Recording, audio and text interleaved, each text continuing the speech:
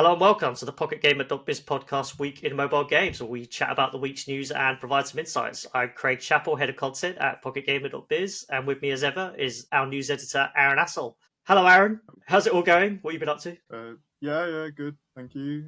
I've been busy looking at the Nintendo Store app. That's been the highlight of my past. The whole week, your highlight Yeah. is sitting down in a quiet room. Yeah, Looking at this app. and not for any actual shopping reasons, although because the main purpose of the Nintendo Store app is obviously to look at, here's all the Switch and Switch 2 games, but kind of hidden away in your kind of profile section on the app, they've got like really thorough data on like your playtime on the Switch, which is really random to like throw in on this app. Like Nintendo have like 5 or 6 apps already. I don't know why this has been put into the shopping app, but it's been a bit of a nostalgia trip really looking through it. So it shows like every game that I've played on the Switch. You can filter it by like most played or date first played or whatever. And when you click on the game, it tells you the date that you started the game, the date you last played it, how many separate days you have played it on. Oh, that's cool. And even you can scroll through and it shows you every instance where you've played the game and like how long you played for. Like every single date going back to 2017 on the Switch, I can see what exact days I played what games for how long. And it's creepy, but it's interesting. I didn't know they were tracking it to that level individually. Yeah, for you and to it's see. like, yeah, and suddenly now, they're happy for you to see how long you've been playing for. So like I saw that, I think like one of the Xenoblade games, like the day it came out, it's like, I spent 9 hours on that game. That was a healthy day. Wow, you did a full day's work. Yeah. And then, or a few where it'll say like I played for like a few minutes, and it's like that was probably like midnight, like just before the new day ticked over, because it'll be like a few minutes, and then the next day is like 5 hours. It's like, yeah, that was probably a late night session. But no, so I've been looking through that a lot. I'm pleased to report that my most played games actually kind of reflect some franchises I talk about a lot on the podcast. Actually, my 3 most played kind of hours-wise games are a Pokemon game, a Fire Emblem game, and a Monster Hunter game. Makes sense. I feel like that sort of sums me up. Yeah, very accurate. So thanks, Aaron.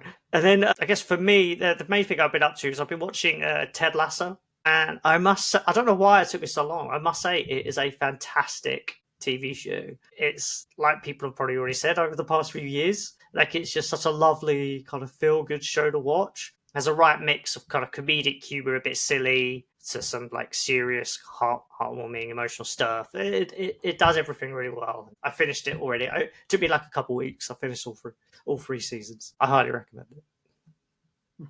Right, we'll get on to the news. As always, some shout outs. So the main thing that we've got coming up now is PGC London, the big one, January 19th to 20th. As always, I'm sure there are some deals going on. So if you know you're going, just grab an early bird offer. They're still going, and get some cheaper tickets. And then I'll see you there. I'm also shout out if anyone wants to meet up. I'll be in Helsinki for a few days from November 17th to the 20th. So mainly really, I'm basically there evening of 17th and I leave morning of 20th. But I'll be at RovioCon. Shout out to that.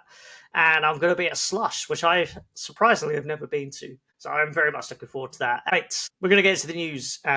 Aaron, you've done a really cool story, so let's kick us off. Right, yeah. So first up from me, we've been looking this week at the kind of new Google Play Store sort of monetization situation, I suppose, following all the the legal battle between Google and Epic. So basically, Google Play, it's looking like they're going to charge like 9% fees on in-game purchases if they're like cosmetics or things with like no more than a de minimis like gameplay advantage. Mm-hmm.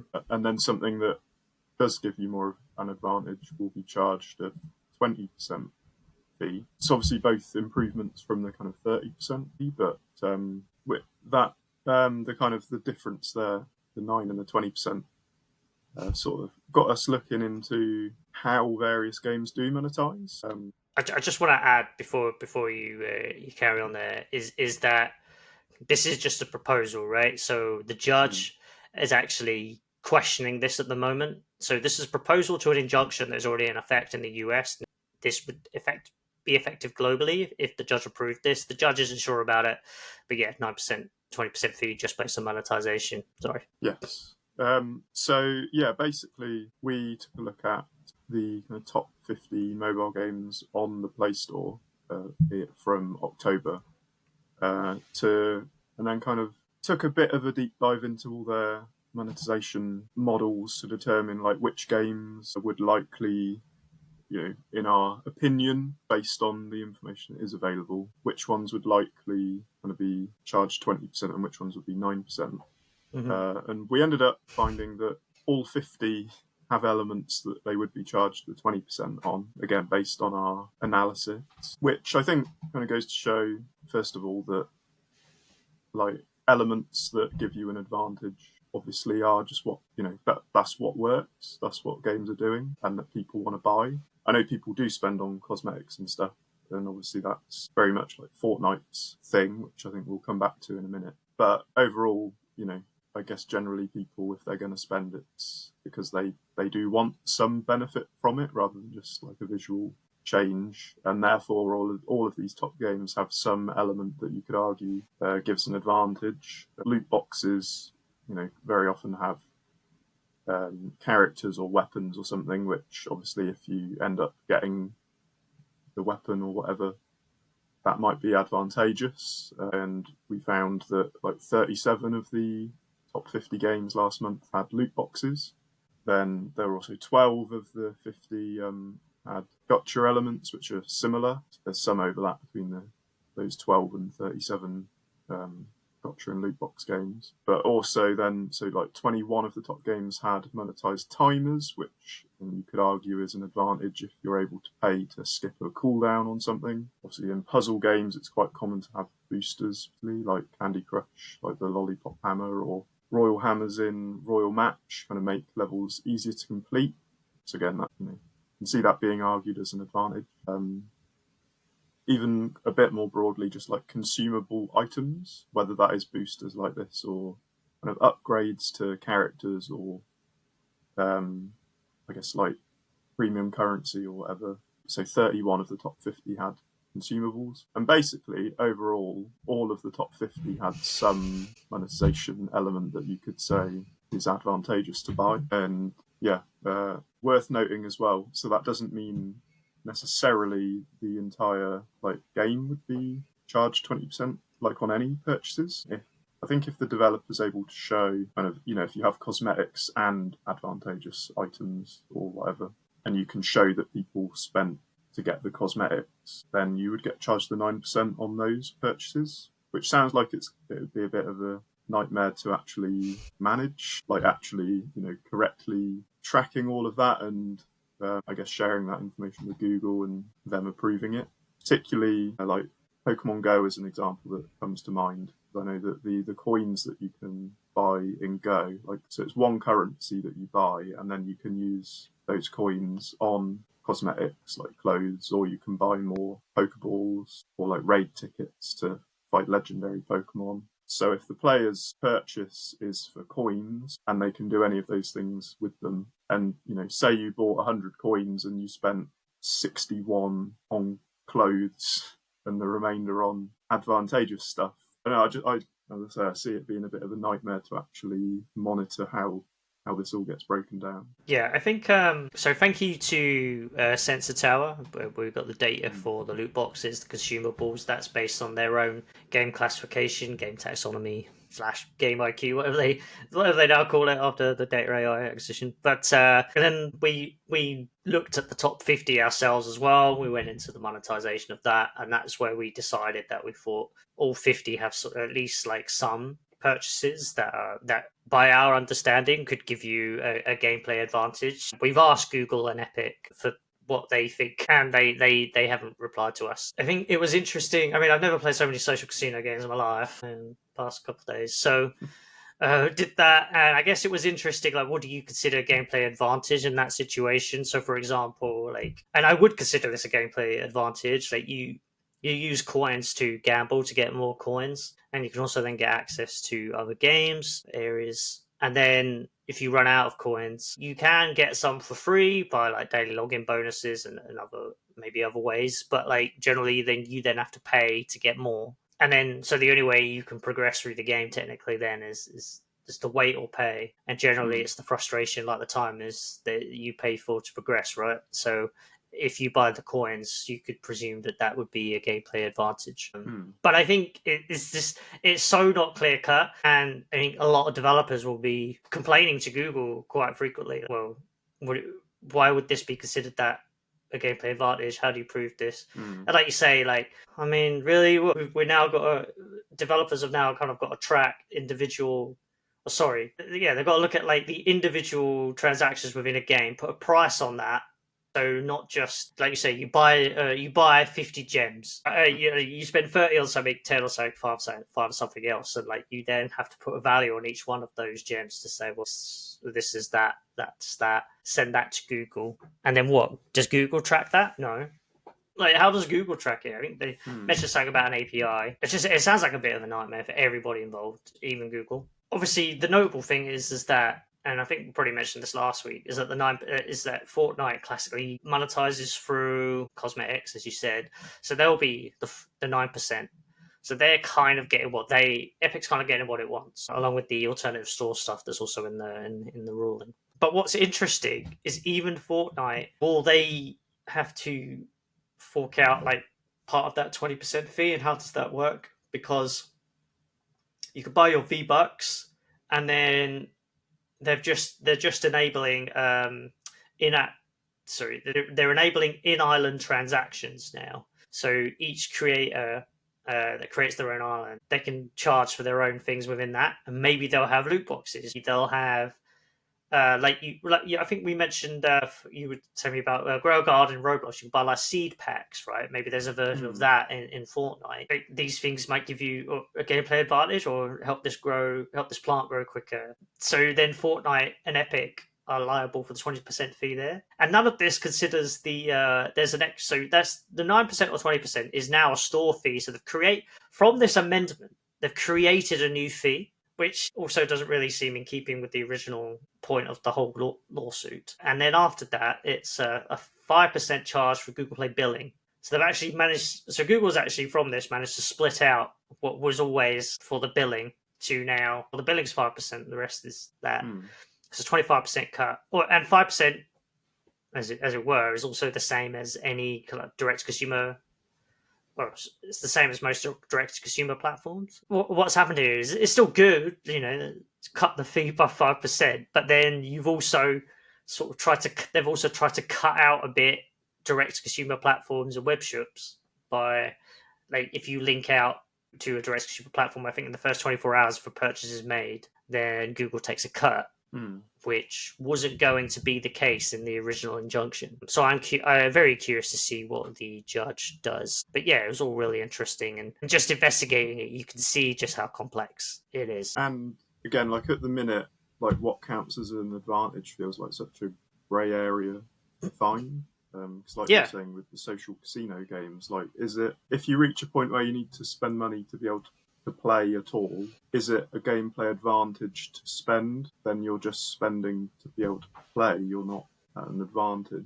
But equally, like there are other kind of games where you would, if you've run out of stamina and you pay to carry on, that you could easily argue that's an advantage. So then with that perspective, it's like, so yeah, obviously the social casino ones are, but then you look at something like DLC where you pay to play that DLC. I think for DLC, that's not really an advantage. I think actually they do explain that a bit. So let me look. So for the 9% fee, that includes content, levels, events, or cosmetic items. So I would read that as if you get DLC, it's a one-off payment, or you access a new level, pay direct for that, then that's 9%. Yeah, kind of where I was going with that is that I could see social casino games arguing, well, like DLC, right, if that's 9%, then you pay to just be able to play the content. that's kind of the same with the casino games. Once you run out of coins, you have to play it. You have to pay to be able to play it. So I can see, arguments on both sides. But, and I imagine Google will argue they're advantageous. I can see a lot of disputes arising for sure. There were some other little bits that we quoted. So in the article, we say there is currently some confusion around exactly how Google would manage these changes and what constitutes gameplay advantage. Like I was saying, Google and Epic's proposal gives some clarity to titles offering varying types of purchase. So we kind of explained this earlier, but just as the actual quote of this amendment, which is for an in-app or linked purchase of virtual currency, which can be used to obtain multiple kinds of items whose service fees differ, the higher service fee may apply until and unless a portion of the virtual currency use can be attributed and prorated to items bearing the lower service fee. And then there was another bit. So games offer starter packs and bundles. Epic of Google's new proposal notes that the tech giant may charge the higher service fee for a bundle that includes items subject to 2 different service fees. So in that case, you can't split it. Yeah. Because it's a bundle, you then have to pay 20% rather than 9%. But individual transactions of currency can be attributed to prorated items bearing the lower service fee. It's such a nightmare for everyone involved, and it really does change the way at least offers are presented, I think. And the way, I just go back to what I said last week. I don't know why this case has suddenly come down to the way that games monetize and why Google and Epic should be able to decide that for the industry. Yeah. It doesn't make any sense to me at all. Because the 30% fee, that was never kind of built on an argument of what type of monetization the games have. That was just the service fee for being on the Play Store, basically. They just added completely new fees, and it's bizarre. Right. Good work on that investigation, Aaron. And if you haven't read it, definitely check it out. I'll put a link in the description below. So we're going to move on to the next story, which is we released the top 30 MENA game makers for 2025. So this is similar to our top 50 list. The criteria for the top 30 is based on factors including quality and quantity of new games released, financial performance over the past 12 months, notable innovation or impact on the industry, cultural importance, future potential, some cases M&A. It's basically kind of all the factors that makes a company one of the most notable. And so it probably comes as a little surprise who tops the list. At number 10, I won't do number 1, but everyone knows what it is. At number 10, we put Rababa Games. They're a Jordanian developer, made this Hajwala games. Ad Hook is at number 9. They make Highway Drifter, Rooftop Run, etc. Gala Play, they've done games like Space Masters or Tanib Masters. UMX Studio, which I think raised some funding recently. They do King of Styria, Climbing Sand Dune, Drift X. They've been around for a while. Asar Awards, that's led by a guy called Noor Crace, who's a very big figure in Jordan's games industry in the wider Middle East.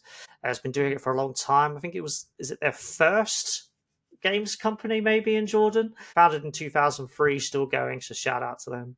Jawaka was number 5. They are owned by Stillfront, and another Stillfront-owned company in number 4 is Babel Games. They do Need a Hub and the Grand Frontier. Got Tamatem at number 3.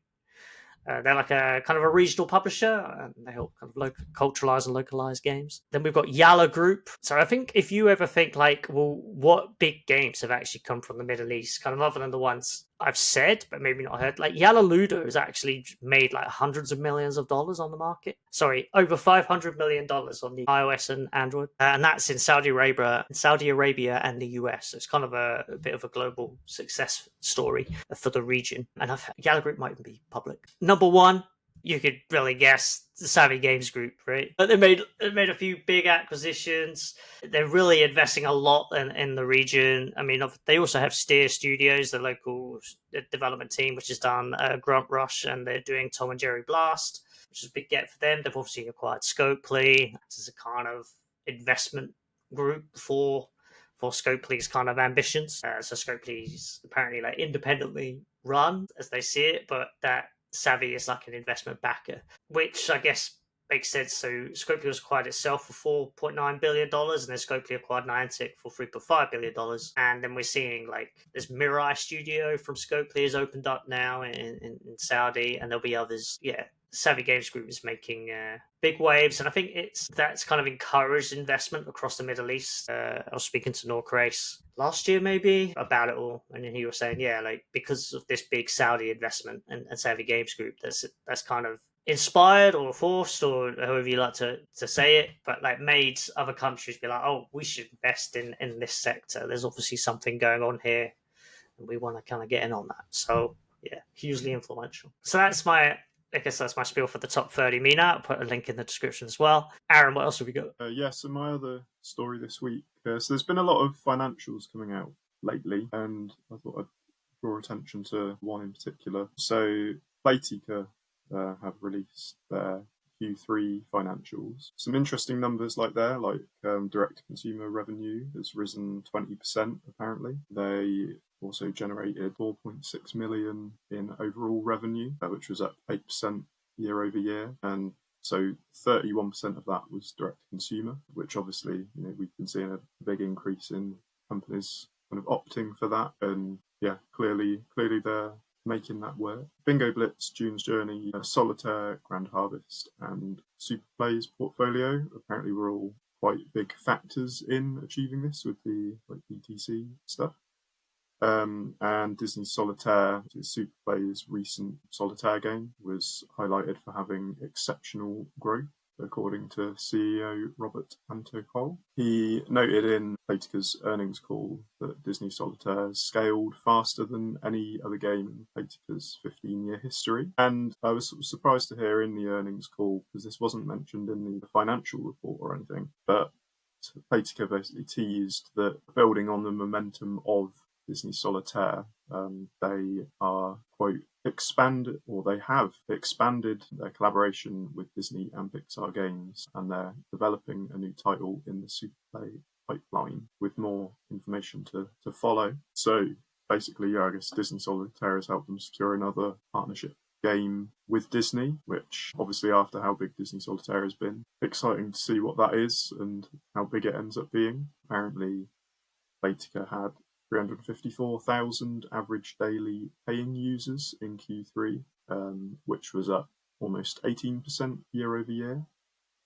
The averaged 8.2 million daily average users, which was up from 7.6 in Q3 24. Yeah, basically a lot of numbers went up. But obviously, full details are in the article. But yeah, I thought they were worth shouting out in particular because of the new Disney collab. Yeah, I think there's a couple things. It shows that the Superplay acquisition, which is $2 billion, is off to a really good start. There's a lot to pay back, obviously. Dice Dreams was already doing very well. I think Domino Dreams was scaling. Last I looked, don't know what the latest is, to be honest. And then Disney Solitaire has just knocked it out of the park, really. And so it also sounds like I guess they've got another development team at work there, right? So they've already got free development. They've already got free teams on 3 of their games. I guess they've got another one. Maybe others we just don't know about. But it sounds like they've expanded a bit, which is cool. And on the direct consumer revenue, so it's interesting that for the quarter, I'm just looking at it now, like for Q3, the total revenue, as I think it was up 8.7% year over year. If it's actually down from Q1 and Q2, appreciate the different quarters. It doesn't necessarily mean much. Direct consumer revenue, he says, got up 20%, but it's amazing because it was kind of flat the whole year, direct consumer revenue. And you can really see the recent changes with App Store. Well, I guess it's too early for Google, but the recent changes in direct consumer have had a significant impact. So that's kind of cool as well. So moving on, a couple. We'll try and go through these reasonably quick. We had 2 really interesting bits of news. Sorry, we had an interesting bit of news and we had an interesting article. Supercell has released an FAQ, which is fan questions that they've answered about Squad Busters. And we asked them for an interview. They said they did decline. I'll ask again. Maybe post FAQ they're open to it. But they just give a bit more colour. So obviously Squad Busters is going to shut down next year. It's the first time Supercell has shut down a live game. I think it was their 6th global launch. A big decision for them. Seems to be, if you consider that their ambition is to make, their self-stated ambition, I think, is to make games that you play forever. And in the industry figure, sort of $1 billion or bust. Neither of these things, so they've decided to close it. Seems to be the right decision. But obviously a big one because they've never done that before. So they shed some light on it. They They noted that when the team shared a roadmap and announced new content back in August, there were already conversations going on about the fate of the game in parallel with development. No final decision had been made to shut it down. So they've been, obviously, it wasn't just a snap decision. Oh, we're just going to shut it. They've been talking about it for quite a long time. I'm sure that's very much expected by anyone in the industry. But it was just interesting to see that they wrote that. They said, well, one of the quotes we picked out was it would have to rework it again. Squad Busters 3.0, they already reworked it once. They said it would have made it almost a completely new game. So I guess in that sense, there's kind of no real point. Asked what the team would do differently if it could go back in time, Supercell said it would spend more time making sure, this is the quote, making sure the very core gameplay of Squad was truly ready for prime time. And then it said, we believed it was, but in the end, too few players connected with it deeply enough to find fun and stay for the long term. I think that is kind of a recognition of they just didn't test it enough.